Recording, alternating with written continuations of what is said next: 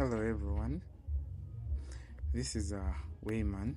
Today I want us to look at candlesticks. Okay, candlesticks briefly. I'm just going to explain to you guys candlesticks in less than 5 minutes. Okay, candlesticks in less than 5 minutes. So as you can see, this right here is a candlestick. Okay, this is a bullish candlestick, that's a bearish candlestick. So what do I mean by bullish and bearish? By bullish, I mean these are candlesticks that indicate prices going up, buying. Bearish, I mean these are candlesticks that indicate prices going down. Okay, so first of all, probably you've seen these parts of candlesticks. Okay, a candlestick looks like this, the body, and then those sticks, okay, that are called wicks. They're called wicks. Okay, so how does a candlestick form? Let's try to understand how candlesticks form, right? So candlesticks are usually formed in this way. You have price. Okay, let's start with the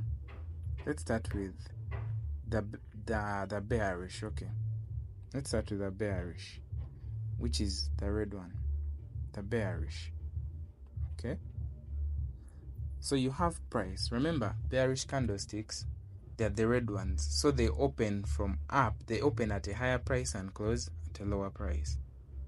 Okay, so a bearish candlestick works this way. You have opening, highest price, lowest price, a close.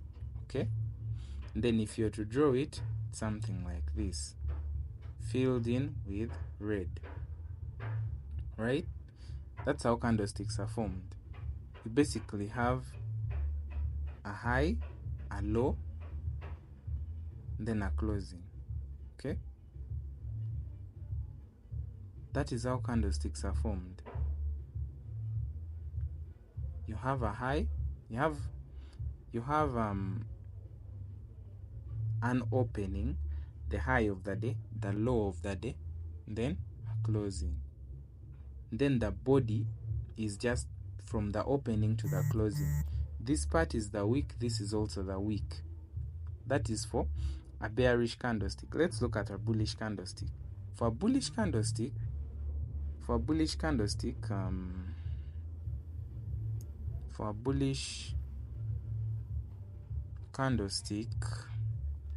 which is normally the green one, for it opens down, gets the low of the day, the lowest price of the day, and then goes to the highest price of the day, then it closes, and then the close and the opening gives us the body. The high and the low gives us the wick.